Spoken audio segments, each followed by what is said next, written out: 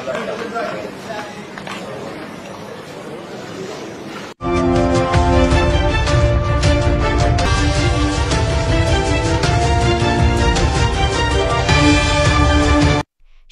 সময়ে বাংলাদেশের বিভিন্ন স্থানে সেনাবাহিনীর বিশেষ তল্লাশি অভিযান পরিচালিত হচ্ছে।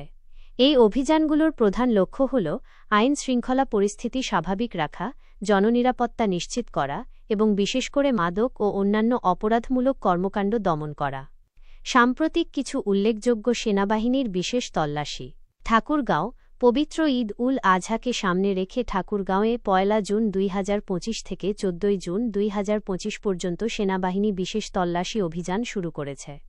এই অভিযানে রাস্তায় যানবাহনে তল্লাশি এবং বাজার মনিটরিং করা হচ্ছে যাতে সাধারণ মানুষ স্বাচ্ছন্দ্যে ঈদ উদযাপন করতে পারে। বগুড়া। ২রা জুন ২০২৫ তারিখে বগুড়া শহরের রেলওয়ে কলোনি এলাকায় সেনাবাহিনী মাদক বিরোধী বিশেষ ব্লক রেইড অভিযান পরিচালনা করে। এই অভিযানে তাজাগুলি, বিপুল পরিমাণ মাদকদ্রব্য যেমন চোলাই মদ, গাঁজা, দেশীয় অস্ত্র এবং নগদ অর্থ উদ্ধার করা হয়। এই অভিযানে একজন নারীসহ ৪ জন মাদক ব্যবসায়ীকে আটক করা হয়। এর আগেও ২৯ মে ২০২৫ তারিখে বগুড়ার চকসুত্রপুর হরিজন কলোনিতে সেনাবাহিনীর মাদক বিরোধী অভিযানে একজন নারী মাদক ব্যবসায়ী ও কিশোর গ্যাংয়ের সদস্যসহ ১০ জনকে আটক করা হয়েছিল। কক্সবাজার। রামু। ৫ জুন ২০২৫ তারিখে কক্সবাজারের রামুর গর্জনিয়াতে সেনাবাহিনীর অভিযানে মিয়ানমার সীমান্ত দিয়ে গরু ও মাদক চোরাচালানে জড়িত চক্রের প্রধান এবং যুবলীগ নেতা শাহিনুর রহমান ওরফে ডাকাত শাহিনকে অস্ত্র, গুলি ও মাদকসহ গ্রেপ্তার করা হয়েছে। তার বিরুদ্ধে হত্যা, ডাকাতি, অস্ত্র, মাদকসহ ২০টি মামলা রয়েছে। মোহাম্মদপুরের জেনেভা ক্যাম্প। ৪ ও ৫ জুন ২০২৫ তারিখে মোহাম্মদপুরের জেনেভা ক্যাম্পে যৌথ বাহিনী, সেনাবাহিনী ও র্যাব মাদক বিরোধী অভিযান চালায়।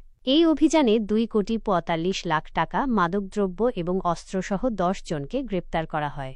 তল্লাশির উদ্দেশ্য: মাদকদ্রব্য উদ্ধার ও মাদক কারবারিদের গ্রেপ্তার, অবৈধ অস্ত্র ও গোলাবারুদ উদ্ধার, চুরি, ছিনতাই, চাঁদাবাজি, অপহরণ, খুন ইত্যাদি অপরাধ দমন, কিশোর গ্যাং ও অন্যান্য অপরাধী চক্রের বিরুদ্ধে ব্যবস্থা গ্রহণ, সাধারণ মানুষের মধ্যে নিরাপত্তা ও স্বস্তির অনুভূতি তৈরি করা।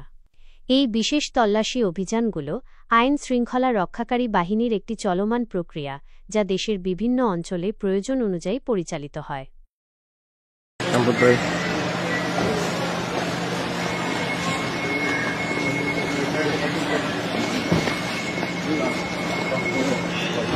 নারী